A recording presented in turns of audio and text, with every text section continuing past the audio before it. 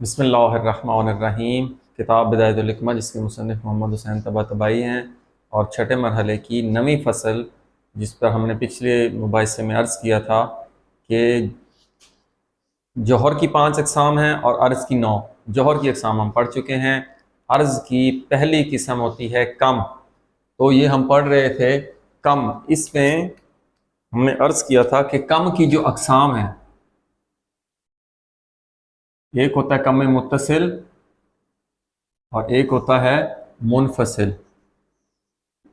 لفظ سے جیسے کہ پتہ لگ رہا ہے متصل جس میں اجزاء میں اتصال ہوگا اور اس میں فاصلہ ہوتا ہے، جیسا کہ اعداد ہوتے ہیں 1، پھر یہ 2، پھر یہ 3۔ اور متصل کی 2 اقسام ہم نے پڑھی تھی، متصل کار اور متصل غیر کار۔ ہم نے عرض کیا تھا کہ اس کو متصل ثابت بھی کہتے ہیں اور اس کو غیر کار کو غیر ثابت کہتے ہیں۔ تو متصل کار کی آگے مزید اقسام ہیں۔ ایک ہوتی ہے خط، جیسا کہ یہ ایک خط ہے، ریاضی میں ہم پڑھتے ہیں 2 خط کے ملنے سے سطح بنتی ہے۔ یہ 2 سطح ہو گئی۔ جیسا کہ آپ ٹیبل دیکھیں، جو اوپر والی سطح لمبائی اور چوڑائی 2 ہیں سطح کے، 2 خط ملے تو وہ سطح بنتی ہے، سطح پڑھتے ہیں ویسے سطح۔ اور جب تیسرا خط ملائیں گے تو یہ بنتا ہے جسم، وہ یہ تیسری لمبائی چوڑائی کے ساتھ اس کی موٹائی بھی۔ تو یہ 3 ڈائمینشنل، یہ 2 ڈائمینشنل اور یہ 1 ڈائمینشنل۔ اس لیے ہم نے عرض کیا تھا کہ یہ جو جسم ہے یہ 3 ڈائمینشنل ہے۔ اس کا 3 ڈائمینشن ہونا ثابت کرتا ہے کہ کوئی عالم جو 2 ڈائمینشنل ہے اور کوئی عالم 1 ڈائمینشنل ہے۔ سیدھا یہ دیکھیں نا، 3 اجزاء کے ملنے سے ایک چیز بنتی ہے، تو اجزاء کا پہلے ہونا ضروری ہے۔ تو یہ 3 ہو گئے۔ اب جسم کی 2 اقسام یہ بھی ہم پہلے پڑھ چکے ہیں۔ ایک ہوتا ہے جسم تعلیمی اور ایک ہوتا ہے جسم طبیعی۔ تو جسم طبیعی پڑھا تھا کہ وہ چھوٹے سے چھوٹا جسمی ذرہ جو 3 ابعاد کو قبول کرے، یعنی لمبائی، چوڑائی اور موٹائی کو، اس قدر یہ چھوٹا ہوتا ہے کہ یہ نظر نہیں آتا۔ اس لیے اس کو کہتے ہیں کہ اس جسم میں استعداد پائی جاتی ہے کس چیز کی، کہ وہ 3 اطراف میں لمبائی، چوڑائی اور موٹائی میں بڑھنے کی استعداد رکھتا ہے، اس لیے اس کو استعداد کہتے ہیں۔ اس میں استعداد پائی جاتی ہے کہ وہ 3 ابعاد میں پھیل سکے۔ اور جسم تعلیمی، یہ جو ہم جسم دیکھتے ہیں، اس کا مطالعہ کرتے ہیں، یہ اس میں فعلیت ہوتی ہے، یعنی یہ کس چیز کی فعلیت، 3 اطراف میں پھیلنے کی، اس میں امتداد، صلاحیت، استعداد پائی جاتی ہے۔ تو یہ جو جسم تعلیمی ہوتا ہے، جس کی نہایت کو کہتے ہیں سطح، اور سطح کی نہایت کو کہتے ہیں خط۔ نہایت یعنی آخر کو۔ تو یہ ہو گئے 3 اقسام۔ اس کے ساتھ ہم نے مصنف نے اس کے کچھ اوصاف جو ہیں وہ بیان کیے ہیں کہ کم جو ہوتا ہے، عرض جو ہوتا ہے، عرض کے کچھ اوصاف ہیں۔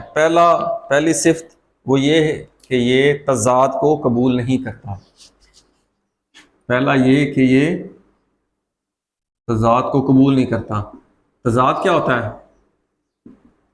یعنی 2 ضدوں کا ایک جگہ پر جمع ہو جانا۔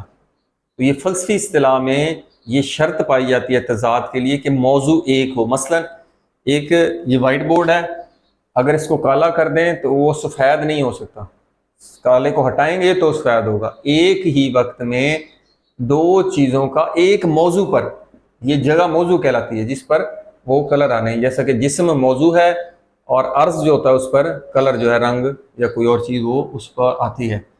تو یہ فلسفی اصطلاح میں تضاد جو ہوتا ہے اس کے لیے موضوع ایک ہونا چاہیے۔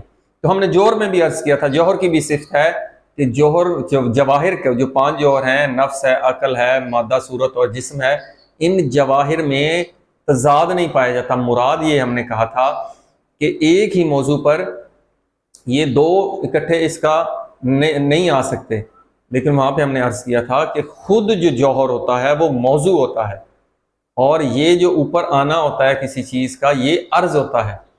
تو پھر جوہر تو خود موضوع ہے، وہ کسی اور موضوع پر کیسے آئیں گے؟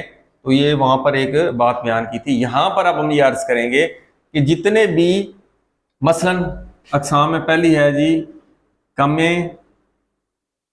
غیر منفصل. غم غیر منفصل ہم نے پڑھا تھا یہ جو اعداد ہوتے ہیں، اور یہ بھی ہم نے عرض کیا تھا کہ ہر عدد ایک الگ نوع ہے. جب ہم کہتے ہیں دو، ایک جسم پر دو نہیں آ سکتا، ایک جسم پر ایک آئے گا، دوسرے کا دوسرا جسم، یعنی دو کا جو موضوع ہے وہ دوسرا جسم ہوگا. جب ہم تین کہیں گے تو ایک کا، دو کا، تیسرے کا، تینوں کا موضوع الگ الگ ہوگا. تو یہ مراد ہے، ظاہر ہے کہ موضوع الگ الگ ہوگا تبھی عدد بنے گا. مثلا یہ ایک جسم ہے، یہ پہلا جسم ہے، یہ دوسرا جسم ہے، یہ تیسرا. جب بھی ہم کہیں گے کہ تین، تو یہ ایک جسم نہیں ہو سکتا. ایک کا موضوع یہ ہے، دو کا موضوع یہ ہے، تین عدد کا موضوع یہ ہے. جب موضوع الگ الگ ہو گئے تو ہم نے عرض کیا تھا کہ ایک ہی موضوع پر ایک اور دو دونوں کا عنوان اکٹھا نہیں آ سکتا. ایک کو ہم دو نہیں کہہ سکتے ایک جسم کو، یا دو جسموں کو ہم تین جسم نہیں کہہ سکتے، اور نہ ہی ایک کہہ سکتے ہیں. تو یہ ہو گیا کہ نہ ہی غیر منفصل اس تضاد کو قبول کرتا ہے، نہ ہی متصل اور غیر متصل. اور متصل میں ہم نے عرض کیا تھا کہ جیسے سطح ابھی ہم نے پڑھا ہے، خط ہو گیا، سطح ہو گیا، یا جسم ہو گیا، وہ بھی تضاد کو قبول نہیں کرتے. مثال کے طور پر جو ہم نے عرض کیا تھا کہ یہ ایک خط ہے، اور ایک ہی چیز پر یہ بھی آئے اور یہ بھی آئے. اگر یہ آئے گا تو پھر سطح نہیں ہوگی. اگر سطح ہے تو وہ دو جہات کو ہی قبول کرتی ہے، اور اسی موضوع پر خط بھی آ جائے، اگر خط آ گیا تو سطح نہ رہی. تو یہ اسی طرح غیر منفصل متصل غیر کار جو ہے، جیسے کہ زمانہ ہے، اور زمانہ تو بالکل واضح ہے کہ زمانے میں اتصال ہے، مگر خارج میں آپ وہ اس کو اکٹھا نہیں کر سکتے. تو یہ ہو گیا. اور یہ بھی عرض کیا تھا کہ جہاں جو زمان ہے اس کا جو موضوع ہے وہ حرکت ہے. آگے ہم پڑھیں گے کہ یہ جو حرکت ہے یہ جسم کا لازم ذاتی ہے. اللہ نے جب بھی جسم کو جب خلق کیا تو اسے حرکت کرتا ہوا خلق کیا، اس کا یہ لازمہ ہے. آپ کہیں گے موضوع کیسے بنے گا، یہ آگے بحث آئے گی، لیکن زمانے کا موضوع حرکت ہے، کیونکہ زمانے کی تعریف ہے. افلاک کی حرکت کو ہم کیا کہتے ہیں؟ زمانہ کہتے ہیں. تو یہ زمان کا موضوع حرکت ہے، اور خط کا موضوع یا سطح کا موضوع یا وہ تو جسم میں آتے ہیں، وہ اس کا موضوع الگ ہے. اگر زمانہ حرکت یہ موضوع ہے تو اس پر یہ جسم اور وہ چیزیں نہیں آ سکتی، نہ خط نہ سطح نہ وہ آ سکتا ہے. تو بس یہ ثابت ہوا کہ جس طرح جواہر میں تضاد نہیں پایا جاتا، اسی طرح اس کم میں بھی تضاد نہیں پایا جاتا. تو اس کی یہ دوسری جو صفت ہے کہ یہ تقسیم کو قبول کرتا ہے. یہ دوسری تقسیم کو قبول کرتا ہے. آپ کہیں گے یہ عجیب بات ہے کہ یہ ہم نے تعریف میں یہی پڑھا ہے کم، اور جو تقسیم کو قبول کرے، تو پھر یہاں دوبارہ یہ کون سی خاص صفت ہے؟ تو ہم عرض کریں گے کہ یہ جو تقسیم کو قبول کرتا ہے، اور ہم نے کہا تھا کہ یہ وہمی تقسیم کو قبول کرتا ہے. وہمی یعنی عقلی، عقل میں وہ تقسیم کو قبول کرتا ہے. جب ہم عقلی کہیں گے تو وہ اکثر ذہن میں آتا ہے کہ وہ بالقوہ، نہ بالقوہ نہیں بلکہ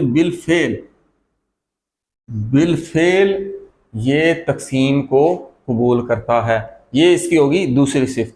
اور تیسری صفت کیا ہے کہ جو مصنف نے لکھا ہے کہ اس کا جو وجود ہے جب ہم اس کو اجزاء میں کریں گے تو ایک جز جو اگلا جز آئے گا وہ پچھلے کو چھوڑ دیتا ہے. مثلا اعداد میں دیکھ لیں، یہ ایک ہے، جب دو آئے گا تو اب یہ دو کا عنوان آ رہا ہے، حالانکہ ایک بیچ میں موجود ہے، لیکن ایک کا عنوان ختم ہو جاتا ہے، حالانکہ ایک اس میں موجود ہوتا ہے. اب تین آئے گا، جب یہ تین آئے گا اس کو تین کہیں گے کہ دو اور ایک کا عنوان اس سے ختم ہو جاتا ہے. جب اس کو تقسیم کریں گے تو یہ جب بھی ہم اجزاء میں تقسیم کریں گے تو یہ اس کو ختم کرتا جاتا ہے.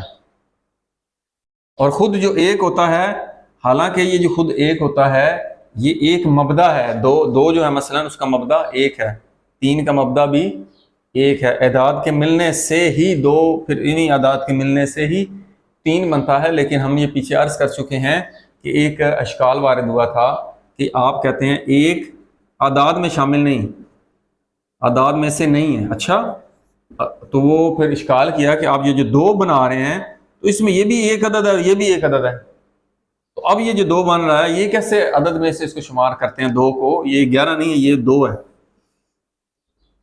تو مصنف نے یہ عرض کیا ہے کہ جب یہ 2 ہوتے ہیں تو یہ ایک الگ نوع ہے، یہ الگ نوع ہے، یہ 100%